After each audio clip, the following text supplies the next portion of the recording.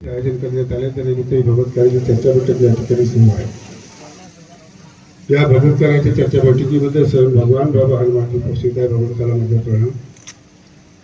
परमपूज्य परमात्मा एक सेवक मंडळाचे संस्थापक, मानव धर्माचे प्रेरणे, आम्हा सर्वांचे सद्गुरू महातीजी बाबा जोगीजी सर्व उपस्थित आहे. बाबांना माझ्या बाबांना वेळोवेळी सहकार्य करणाऱ्या आम्हा सर्वांना प्रेम दिल्यावर आमच्या सर्वांचे मातोश्री वाराणसी टुपीकर सुद्धा उपस्थित आहे. मातोश्रीला माझ्या प्रणाम.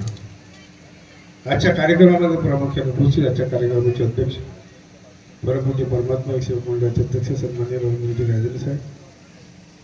आजच्या कार्यक्रमामध्ये प्रामुख्याने उपस्थित परमपूज्य परमात्मा एक सेवक मंडळाचे संचालक व आजच्या कार्यक्रमाचे उद्घाटक तापसराव वैद्य साहेब यांना सुद्धा माझे प्रणाम. आजच्या कार्यक्रमामध्ये प्रामुख्याने उपस्थित मंडळाचे उपाध्यक्ष देवराम कुलसरेजी, सचिव देवराम रावजी, सहसचिव प्रदीप चौधरीजी, कोषाध्यक्ष सुभाष गायकरजी, संचालक हेमराज संदेकरजी, संचालक रमेश नकातीजी, रामेश्वरजी जोगीजी, महेंद्रसिंह गुरवलीजी, सुरेश कळंबेजी आणि उपस्थित या मंचावर सर्व आदरणीय मार्गदर्शक मंडळी, या गावातील प्रतिष्ठित नागरिक, ज्यांनी या कार्यक्रमाचे आयोजन केलं, त्या कार्यक्रमाचे आयोजक चिरवा परिसरातील मार्गदर्शक सुधाकर गुंजारीजी, आजच्या कार्यक्रमाच्या सूत्रसंचालक प्रभाकरजी मस्के, उत्तमजी मेसरा, ज्याचे नाव नाही आहे, त्याचे नाव गावंडे यांच्या नावाने सूत्रसंचालन ते करत आहे. काय करणार ते सर आहे. आणि ज्यांच्यामुळे हा कार्यक्रम या ठिकाणी झाला त्यांच्या सर्वात मोठा योगदान आहे. त्या गावातील या परिसरातील सर्व शिवबंधू, आईबंधू, बाळगोपाळ या सर्व माझ्याकडे 4 वाजताची वेळ आहे. आयोजकाचे या ठिकाणी म्हणणं आहे, मला थोडक्यामध्ये यांनी वेळ दिली की काही जास्त या ठिकाणी बोलणार नाही तर किती बोलो. हा, मला याला मालूकडून आलं त्यांचे या विभागातील कामठी मौदा या विधानसभाचे माजी आमदार सन्मान्य टिक्के सावरकरजी यांनी त्या मौदा आश्रमला खूप मोठं देणगी देऊन त्या सिमेंट रोडचे वगैरे पुष्कळचे भरपूरचे कामं, त्या हालचे कामं त्यांनी करून दिले. तुम्ही या ठिकाणी उपस्थित आहे, त्यांना स्वतः माझ्या प्रणाम. आपण या मार्गात याच्या आधी सर्वात दुःखी होतो. कोणाला टीबी, कॅन्सर, महारोग, असंख्य रोग घेऊन आपण या मार्गामध्ये प्रवेश केला. आणि ज्या ठिकाणी आपण या मार्गदर्शकाकडे आपण गेलो, त्या मार्गदर्शकाच्या माध्यमातून आपण त्या परमेश्वराला, त्या भगवंताला एक वचन दिलं, मरीन किंवा जगीन जीवनात एक भगवान बाबा हनुमानजीलाच मानीन. हा वचन दिला. कोणत्या व्यक्तीला तो शब्द, तो वचन दिलेला नाही, आपण त्या भगवंताला तो शब्द दिला, तो वचन दिला. आणि त्या पहिल्या दिवसाची आठवण जर प्रत्येक कुटुंबाच्या लोकांनी, त्या सेवकांनी जर ठेवली तर जीवनामध्ये दुःख कधी येणार नाही आणि शरीर आहे हा सुख दुःख चालणार आहे. त्याआधी पुष्कळचं मार्गदर्शन झालं. त्या बाईंनी सुद्धा, त्या ताईंनी सुद्धा ते मार्गदर्शन केलं. संस्कार, सुसंस्कार, वागणूक वगैरे वगैरे. बाबांनी सुद्धा संस्कार दिले आम्हाला, आमच्या आई वडिलांनी दिले, आमच्या बाबांनी शिकवलं. परंतु आम्ही शिकलो किंवा नाही शिकलो त्याच्या विचार तुम्हाला आम्हाला सर्व लोकांना करायचा आहे. जर खरोखर आम्ही जर ते संस्कार जर शिकलो असतो, ते आत्मसात जर केले असते तर आम्ही सैरा वैरा पळालो नसतो. आमच्या आई वडिलांनी शिकवलं. एक शिक्षक विद्यार्थ्यांना शिकवते. आमचे गुरुगलीजी आहे शिक्षक, रिटायर झाले, त्यांनी शिकवलं. पण 40 विद्यार्थी पास होतात आणि 10 विद्यार्थी नापास होतात. कारण का? कारण त्यांचं लक्ष त्यांच्या शिक्षणाकडे राहत नाही. प्रत्येक शिक्षक हा प्रयत्न करतो की माझे प्रत्येक विद्यार्थी हे सुशिक्षित झाले पाहिजे, पास झाले पाहिजे, परंतु असं होत नाही. आणि त्याच्यामुळे माझा जो विचार आहे, कोणाचे कसे विचार असतील काही सांगता येत नाही. जोपर्यंत आम्ही त्या आमच्या कुटुंबाचे किंवा बाबांचे विचार आत्मसात निस्वार्थ भावनेने करत नाही, तोपर्यंत आम्ही संस्कारी होऊ शकत नाही. फक्त आम्ही ते संस्कार स्वीकारले पाहिजे, आम्ही ते मान्य केलं पाहिजे. आणि जर आम्ही मान्य करत नसेल, ऐकत नसेल, समजत नसेल, तर आम्हाला त्या संस्काराची, त्या विद्येची काही गरज पडत नाही. शेवटी तुम्हाला जास्त सांगणार नाही, पण एक त्यागाची गोष्ट सांगतोय. पुष्कळशी लोक आहेत की त्या घडवतात, त्या घडवल्याच्या नंतर काही सेवक वेगळ्या दिशेने त्या सेवकांना घेऊन जातात.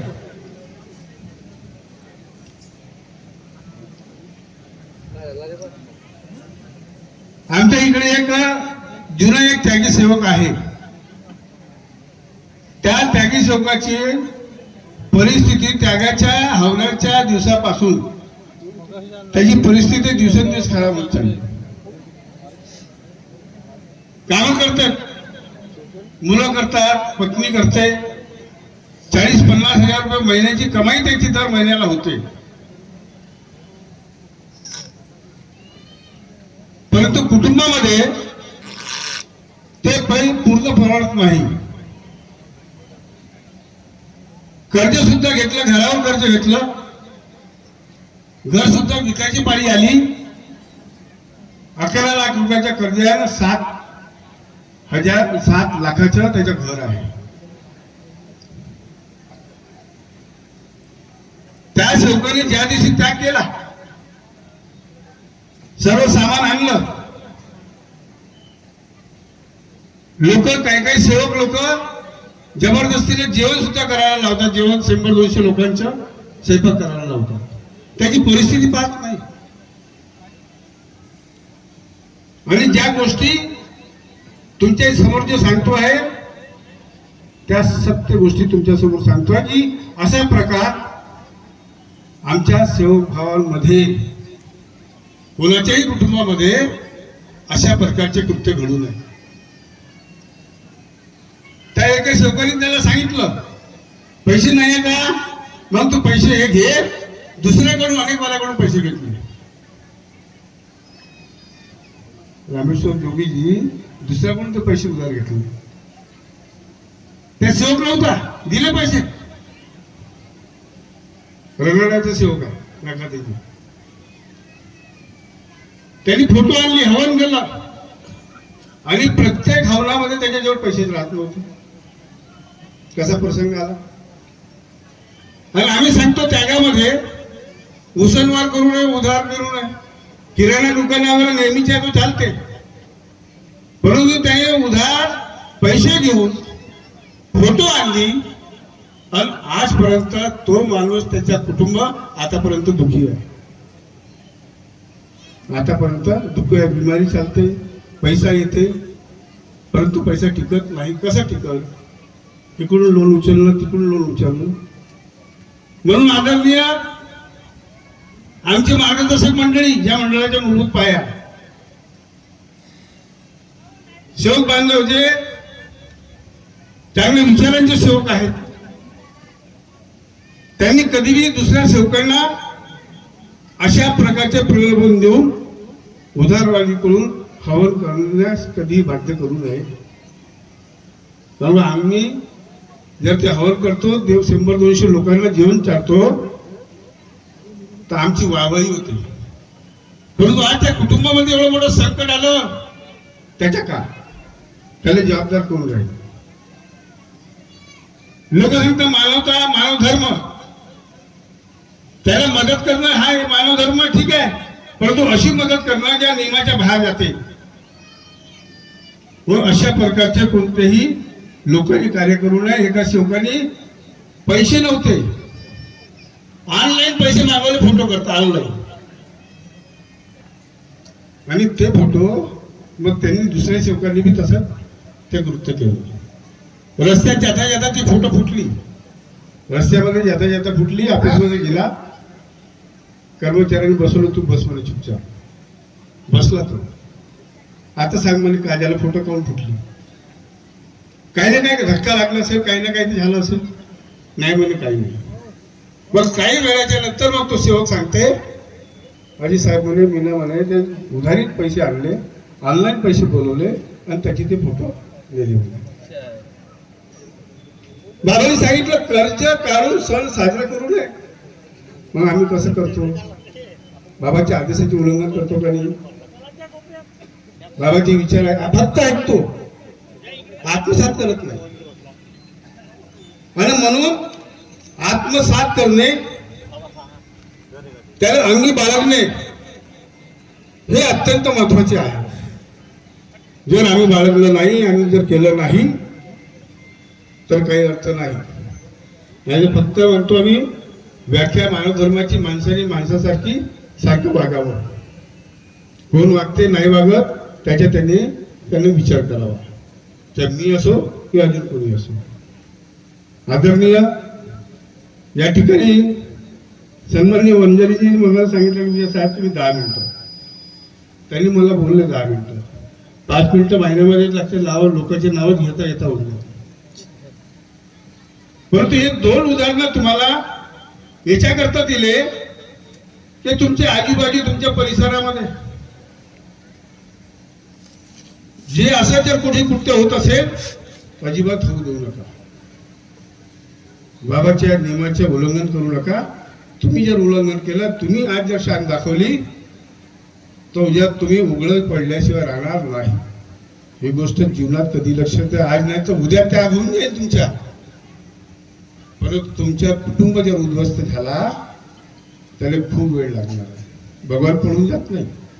सदैव 24 तास तुमच्या आमच्या जवळ आहे. बाबांनी कधी स्वतः आपल्या जवळ बोलवलं नाही की माझ्याकडे या, कधी बोलवलं नाही. आणि म्हणून आदरणीय मंचांना आपल्या सर्वांना विनंती करतो, कशा प्रकारचे कोणतेच कृत्य कोणीही करू नका.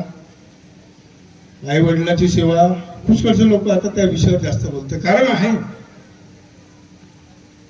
की लोक फक्त बोलतात, आई वडिलांची प्रॉपर्टी घेतात आणि आई वडिलांना कोणी विचारत नाही. बाहेरचे थोडा, परंतु सेवक सुद्धा खर्रा गुटखा वगैरे वगैरे खर्रा खातात लोक. मी खात होतो, परंतु मी ना तो खर्रा हळूहळू करून जरी सोडून दिला.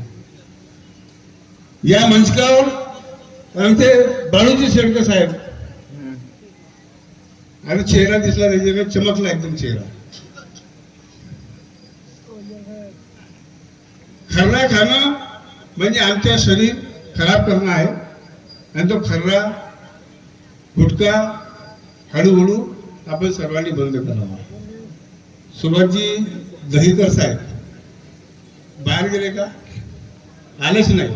त्याच्यात दिला. आणि खर्रा खाऊन आपण कोणती चर्चा बैठक असेल त्या चर्चा बैठकीमध्ये कोणी पान खर्रा गुटखा खाऊन बसू नाही. कारण ती बैठक आहे, ती भगवंताची बैठक असते. आणि त्या बैठकीमध्ये अजून अशा प्रकारचे कृत्य करू नये. आमच्या आई वडिलांचे मन दुखेल अशा प्रकारचे कृत्य कोणीही करू नये. अशा प्रकारचे कृत्य कोणी करू नये. आणि मला सन्माननीय वंजारीजींनी वेळ बी दिली, त्याबद्दल मी त्यांचे धन्यवाद मानतो. आदरणीय मंच, उपस्थित समाजसेवक सेविका, या चिरोळ गावामध्ये हा संमेलनाचे आयोजन केलं, अतिशय आनंदाची गोष्ट आहे. आणि हा वैशिष्ट्य तुम्ही आमची आपण सर्वांनी एकरूपतेनं वागावं. एकता म्हणतो आपण, परंतु आमच्यामध्ये नेकता पाहिजे. सर्व म्हणतो हम सब एक है, परंतु हम सब एक नहीं, तो हम सब नेक है. याच्याही सुद्धा आपण उल्लेख केला पाहिजे, तसं वागणूक आपली ठेवली पाहिजे. नाहीतर आम्ही खूप विषय आहेत, प्रत्येक गावागावामध्ये आहे, हळूहळू तुमच्या लक्षामध्ये, सर्वांच्या लोकांच्या लक्षामध्ये ते सर्व येत राहतात.